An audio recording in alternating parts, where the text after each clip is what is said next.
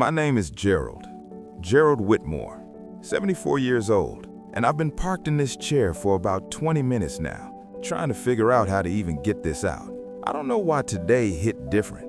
Maybe because it rained this morning and the whole house got so dead quiet I could hear myself breathe. Maybe because I stumbled on her cardigan in the back of the closet, the blue one, still folded exactly the way she used to fold things, neat, like she meant it. I'm not sick. I want to put that out there. I'm not checking out anytime soon, not in any dramatic way, but I'm 74, and I'm woke to something now, in a way I flat out wasn't at 54, that there's a whole lot less road ahead than there is behind me, and that hits you different when you're standing this close to the back end of your life.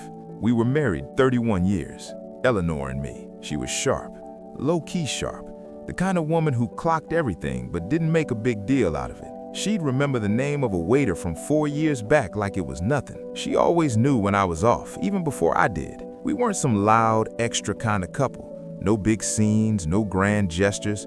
We had Sunday mornings and a kitchen table and this rhythm between us that, after a while, just felt like breathing. I thought that was the whole thing. I genuinely, 100% thought that was enough. I can't pinpoint when it started going sideways.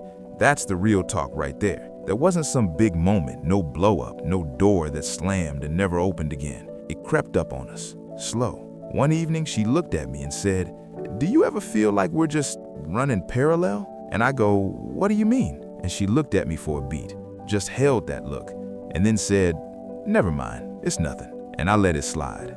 That's what I kept doing. I let stuff slide over and over for years.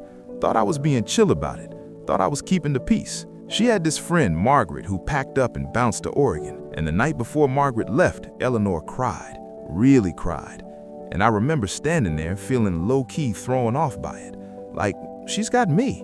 Why is she this torn up over a friend moving away? I didn't say it out loud, but I was thinking it hard. And here's the part that wrecks me now. I think she knew I was thinking it. Not what I said, what I silently couldn't wrap my head around.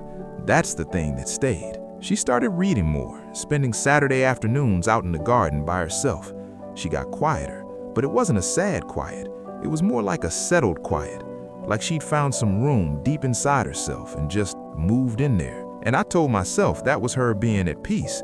I called it us being comfortable, being solid. I straight up convinced myself that's what long marriages look like when they're working, that the quiet means you made it, that two people cruising side by side without saying much is a flex, not a warning sign. I was dead wrong about that. It wasn't comfort.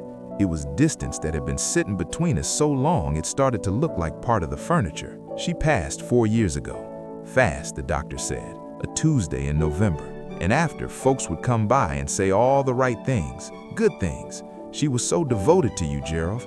And I'd nod and thank them and mean it. But alone, back in this chair, I kept drifting back to Margaret, to that night Eleanor cried, to that question she threw out there that I never really caught. Do you ever feel like we're just running parallel? She wasn't talking about where we were sitting in a room. She was asking me if I actually saw her, if I was genuinely with her, if the man across the table was someone she was still in real conversation with, or just someone she'd figured out how to live alongside. And all I gave her was, "What do you mean?" That's it. That's all I had for her. I'm not dropping this on you so you'll go fix something or wake up or whatever. I'm not in any position to be out here telling people what to do. I'm saying it because I've been in this house 4 years. That blue cardigan is still sitting in the closet, and I understand her now in a way that doesn't do either of us any good anymore. That's the gut punch nobody tells you about. Understanding can show up too late to matter.